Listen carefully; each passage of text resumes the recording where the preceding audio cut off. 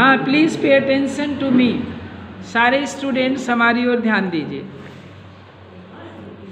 देखिए, ये इनका जो सोनेट है शेक्सपियर का, remembrance, it is really an important sonnet of Shakespeare, and in this sonnet the poet remembers his old friends who are no more, who have died, and he also remembers the old things which he wanted to get in his life, but in spite of his best efforts he couldn't get it.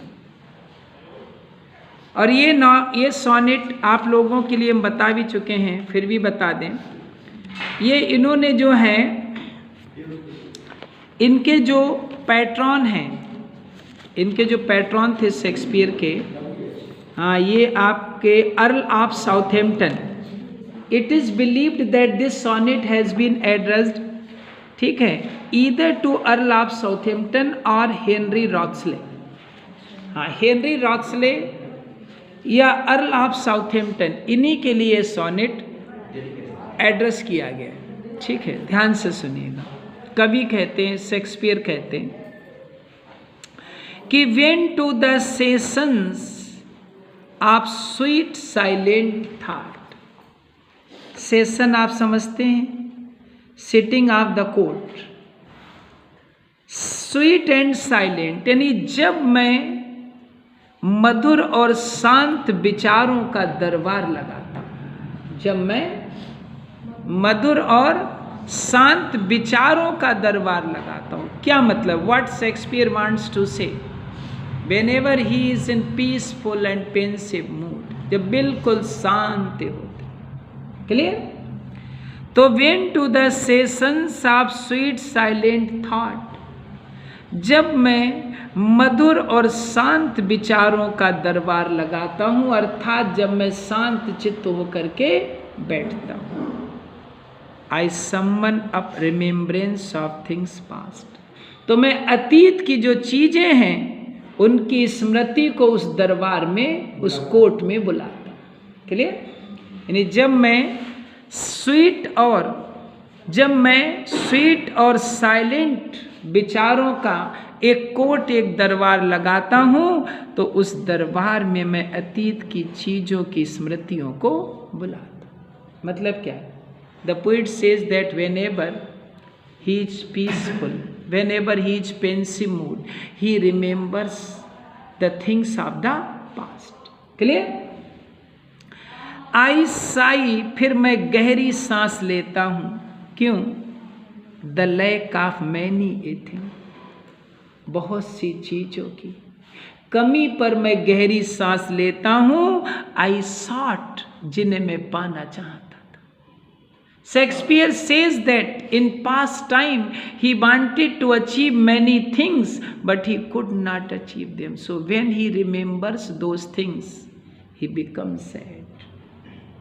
And he expresses a deep breath, which is the symbol of his sorrow, which shows that his heart is full of agony. Clear, beta? So I sigh the lack of many a thing I sought.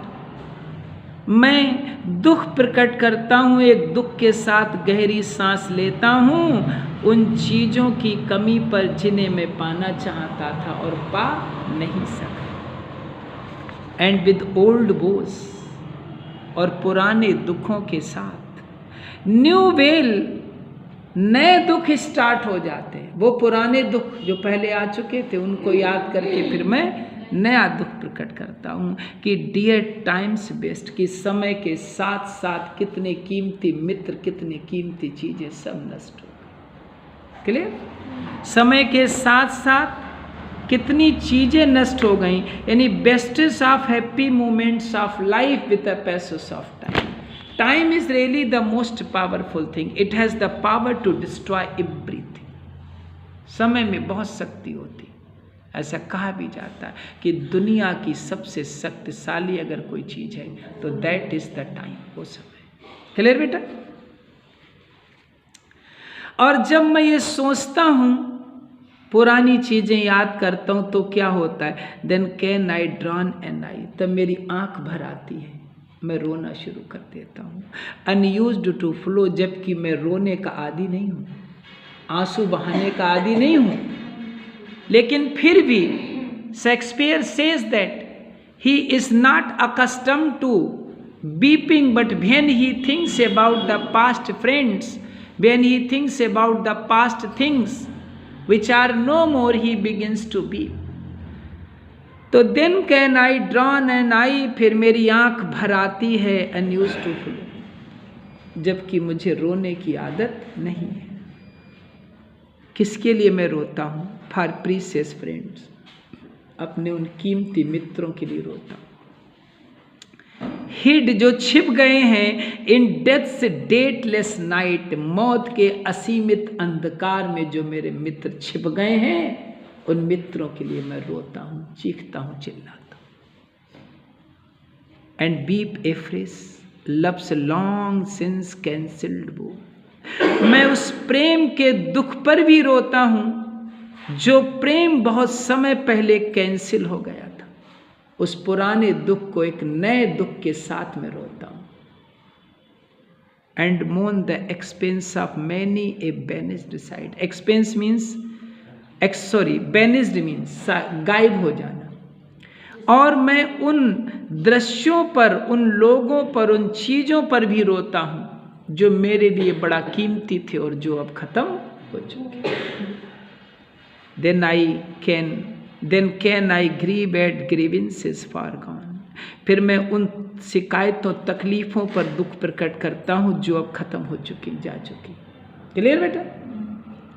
And heavily from बो to बो tell over, एक के बाद एक दुख को मैं गिनना शुरू कर देता हूँ, एक के बाद एक दुख को मैं याद करता हूँ। The sad account of fore bemoaned moan, ध्यान रखना, फोर बीमोंड, जिन दुखों पर मैं, जिन चीज़ों पर मैं पहले दुख प्रकट कर चुका था, उन पर मैं फिर से एक ताज़ा दुख प्रकट करता हूँ। व्हेन आई न्यू पे, और उन दुखों पर मैं ऐसे दुख प्रकट करता हूँ as if not paid before, जैसे कि उन पर मैंने पहले दुख प्रकट ही ना किया, इतना मैं दुखी हो जाता हूँ। लेकिन तभी मेरे जीवन में खुशी की किरण आती है।